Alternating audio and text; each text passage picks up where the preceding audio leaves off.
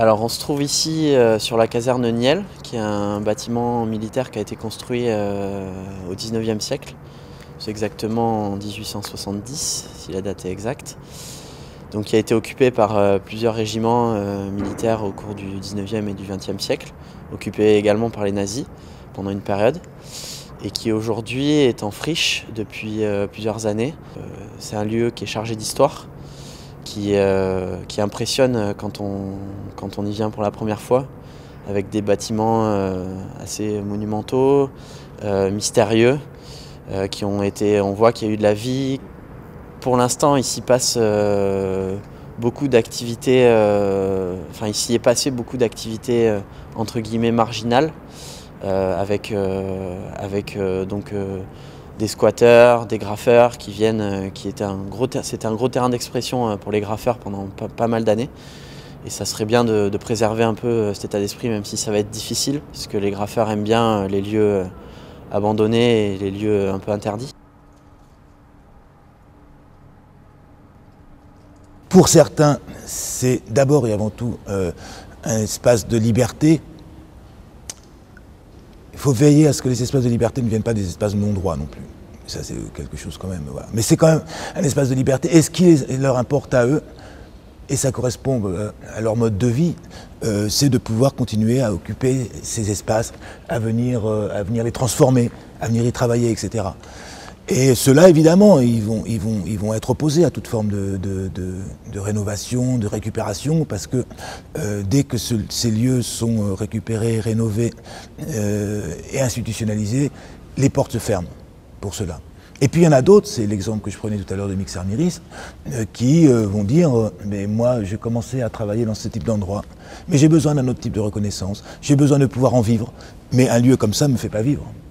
Un lieu comme celui-ci, dans l'État, ne me fait pas vivre. Et donc ceux qui ont plutôt une volonté de pouvoir vivre de leur art et de leur travail, ils peuvent dire, et il suffit là encore de tourner la tête pour voir que pour certains d'entre eux, il y a quelque chose de fort qui se passe dans ce qu'ils ont inscrit sur ces murs-là. Voilà, ils peuvent prétendre à un autre type de reconnaissance que simplement la reconnaissance très souterraine de ceux qui fréquentent ces lieux.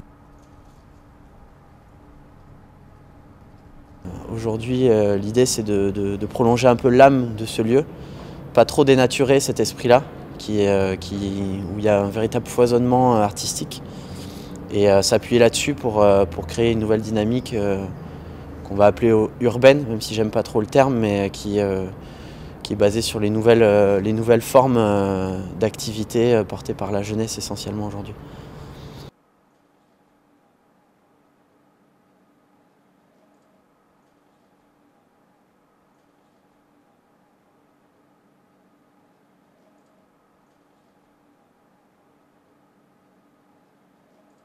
Une friche, c'est un lieu à l'abandon, qu'elle soit agricole ou industrielle ou ferroviaire, etc.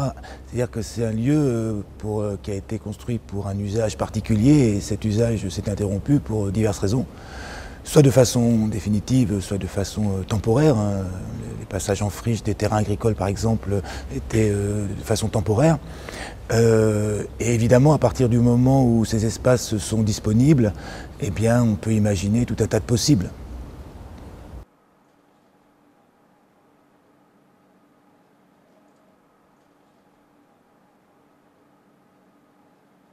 Le lieu est un peu hors cadre, c'est-à-dire qu'on peut y venir s'exprimer, on n'a pas de barrière, pas de contraintes, vraiment. Donc les photographes, les peintres, les vidéastes peuvent venir et exploiter le potentiel du lieu.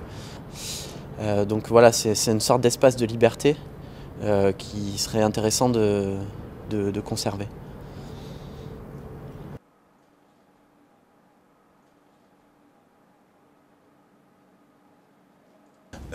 Ce qui importe d'abord et avant tout, c'est le projet.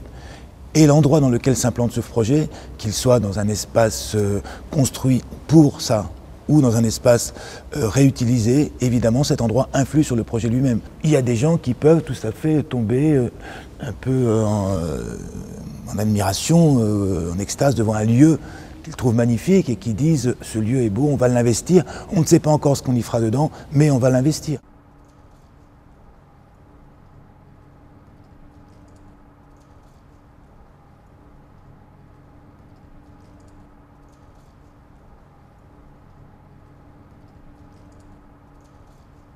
Le projet de la 58e, c'est d'occuper un lieu qui est brut, en l'état, un ancien hangar de stockage des vivres qui se trouve à l'entrée de la caserne Niel et qui donc en l'état est exploitable entre guillemets.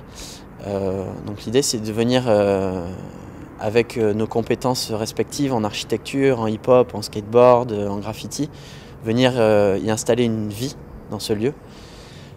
Donc pour le petit rappel historique, en fait, le dernier régiment d'infanterie qui était sur la caserne était le 57e régiment, d'où l'idée de s'appeler la 58e c'est une petite connotation à l'histoire du lieu et voilà, c'est dans le prolongement de l'histoire du lieu. On a vraiment tous intéressés par cette histoire-là et on ne peut pas s'affranchir de cette histoire pour construire le présent, quoi. Ce qui nous rapproche, certes, c'est un certain type de rapport à l'espace, un certain type de rapport à l'histoire des lieux, donc l'histoire des gens, et puis aussi un certain nombre de valeurs. Mais là, c'est des émergences sauvages, je dirais, qui viennent là. Et à ce titre-là, effectivement, on ne peut pas les modéliser, on peut simplement essayer de voir quelles sont les convergences entre les uns et les autres, et essayer de voir comment, qu'est-ce qu'on peut partager. Mais en tout cas pas un modèle, parce que nos modes de travail, nos modes d'occupation de ces lieux, nos projets sont tous très très différents.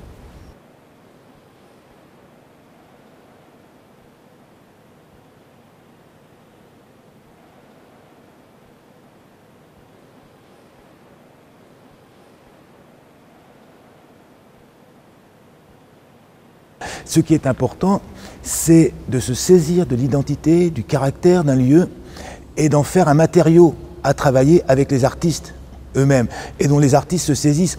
Et effectivement, ça va nourrir la singularité de leur projet. Ce qui est produit dans un lieu de type friche, eh bien, va être nécessairement différent que ce qui est produit dans un lieu standard. Je ne dis pas qu'il va être mieux ou moins bien, je dis qu'il va être différent et c'est ça évidemment qui fait la richesse de ce type d'espace, de ce type de lieu, si tant est qu'on arrive à s'en saisir, parce que c'est plus difficile aussi à travailler dans ces espaces-là.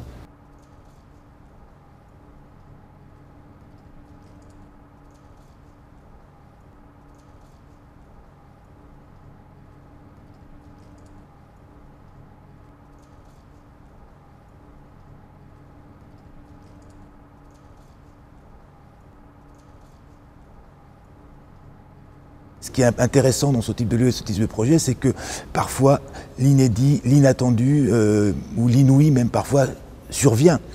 Et ce qui est intéressant, ce qui est important, c'est quand on arrive évidemment à s'en saisir.